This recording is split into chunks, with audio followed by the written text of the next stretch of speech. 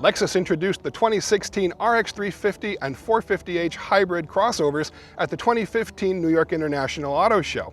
And 6 months later, we're here in beautiful Portland, Oregon to get our first spin behind the wheel of these two very popular luxury vehicles.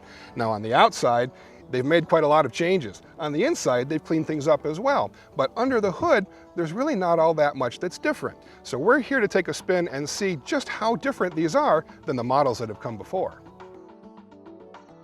Now, we haven't been huge fans of Lexus' new styling theme, but honestly, this is the first time I think that this really works.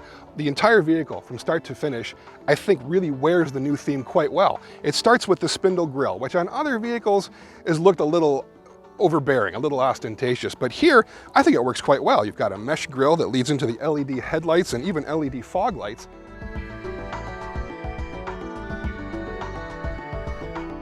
There's a lot of character in the side plan of the vehicle as well, and it culminates with this, the new floating roof concept that we're seeing in a lot of Japanese luxury vehicles like the Nissan Murano, and now here on the Lexus RX as well.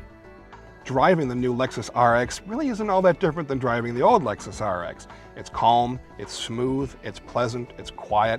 If you don't ask it to do too many athletic things, you won't be disappointed. Now, it also comes in an F-Sport flavor, which changes things around a little bit. You get an adaptive suspension, you get sport bucket seats, you get better styling, you get different tires, but it's a little bit like putting your dad in track shoes. Yeah, you might make him change direction a little bit better, but in the end of the day, it's still your dad wearing track shoes. My favorite, frankly, is the base model, the RX 350. It is calm, it is pleasant, it is quiet, it's everything you pretty much want in a Lexus. But athletic, it's just really not. The RX is frankly heavy, and that means there's quite a bit of body roll, even in the base model and in the F-Sport. The F-Sport has a bit of a stiffer suspension, but that really doesn't make the body behave any differently. It just means that the ride is a little bit rougher. Brakes are a little bit soft and squishy. It almost feels like you've pushed a brake button and now the brakes are being applied. There doesn't seem to be much in terms of mechanical feel between your foot and the actual brakes themselves. The strongest point has to be the powertrains though. There's plenty of power in the 3.5 liter V6 and in the hybrid system as well. And the mating to the brand new 8-speed automatic transmission that is now standard across all of the RX line really seems perfect. It never really wants for power, it's always got plenty of torque on hand, and it's a pleasant driving experience with it. Steering in the RX 350 is light and easy and not terribly demanding. If you get an F-Sport, you can even increase the effort of the steering to firm things up pretty well, but it still doesn't feel as athletic as some of its German competitors like the BMW X5 or the Audi Q5. But then honestly, who really drives an SUV like a sports car anyway? On the inside, the changes to the new RX really do make a difference. It's nicer in here. The materials are better, the design is cleaner.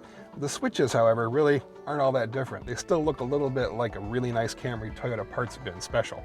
The seats in here are the F-Sport seats. They're heavily bolstered, but they're frankly not as comfortable as they are in the base model. If you really want comfortable seats, you have to get the luxury package. That gives you power extended seat bottoms, and that makes all the difference. Now, when you opt for the F-Sport model, you also get a new gauge cluster, but frankly, the base model gauges are easier to read, easier to follow, and present information in a way that just makes everything better. The F-Sport is kind of cluttered, it's a little bit difficult to read, it's only one central gauge cluster, it's really not as good as the base model.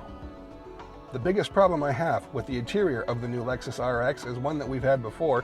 It's this multimedia controller that's basically like using a laptop computer with a mouse as you're driving. You have to select something on the screen, you have to click it, just like you were using a mouse on a laptop.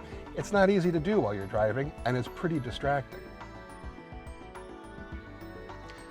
Legions of loyal buyers of the previous Lexus RX will be perfectly happy with the brand new 2016. Whether or not Lexus can pull in some buyers who are otherwise intending on German competitors, however, that's going to be a tougher sell. To read the full review of the new 2016 Lexus RX 350 and 450h Hybrid, look us up on Cars.com.